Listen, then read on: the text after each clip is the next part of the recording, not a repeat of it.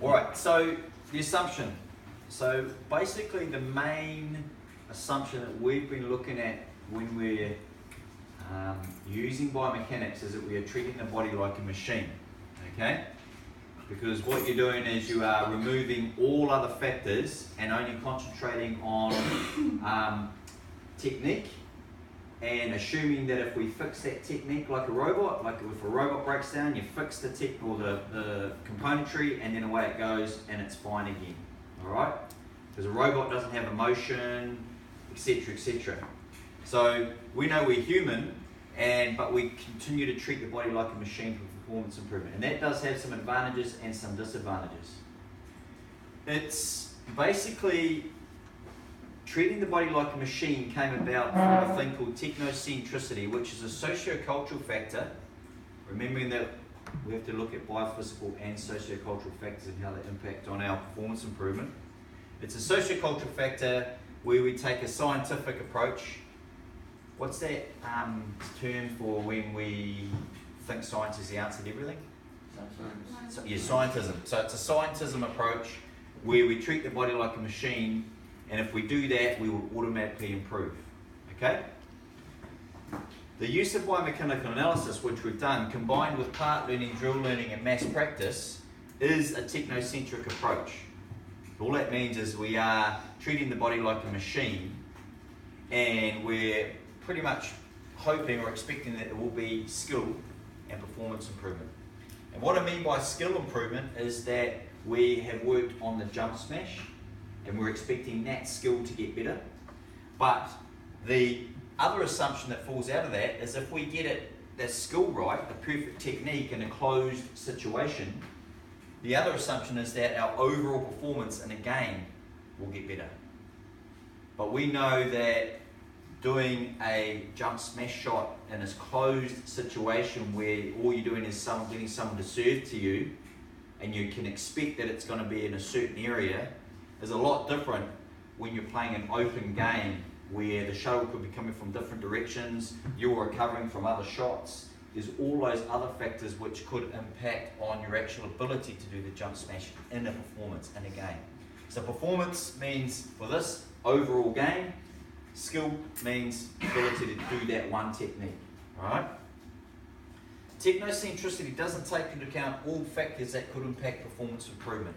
So if you remember back, I think it was in here, we did those A3 sheets and I got you to list all of the other things that could impact on badminton performance, and I took those A3 sheets away and I've digitized them, and they're on Classroom in the About tab. So if you're looking for examples when you're making a point of some other things that will impact improvement, it's there. Alright? So that's what technocentricity is. But the main assumption is that if we treat the body like a machine, it will improve. That's the assumption. Okay? Technocentricity isn't the assumption. That's the underlying socio-cultural factor which underpins the assumption. Does that make sense? Okay. Now, you've got to answer this, right? So what are some of the questions that we should be asking ourselves based on our actual experience of technocentricity? So this stuff needs to come out. You need to explain in your answer briefly what the assumption is, how it's come to be, i.e. technocentricity. And if you just follow this and put that into your own words, you can't go wrong. The only other thing I would add is who is advantaged by technocentricity and who might disagree with technocentricity. Alright? Okay? So, when you're thinking about our experience, did the technocentric approach help improve your jump smash technique? Okay? Yes, no, and why?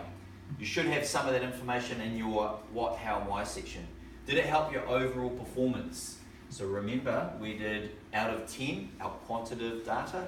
We did that thing out of 50, that's our qualitative data. So did it improve your smash technique? And then we filmed ourselves for 3 minutes.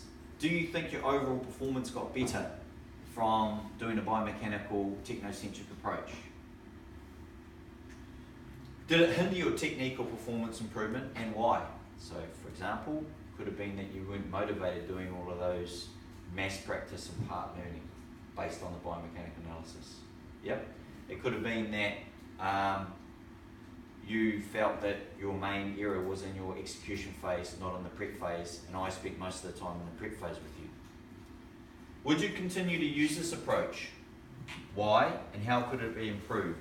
So really you're asking yourself, would you not use it at all? Would you use it exclusively all of the time? Or would you do a mixture of game-based learning and biomechanical analysis? And then justify that reason.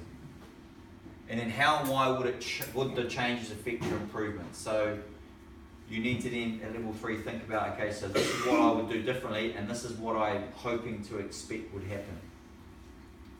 Okay. Is there any questions on that particular section? Okay.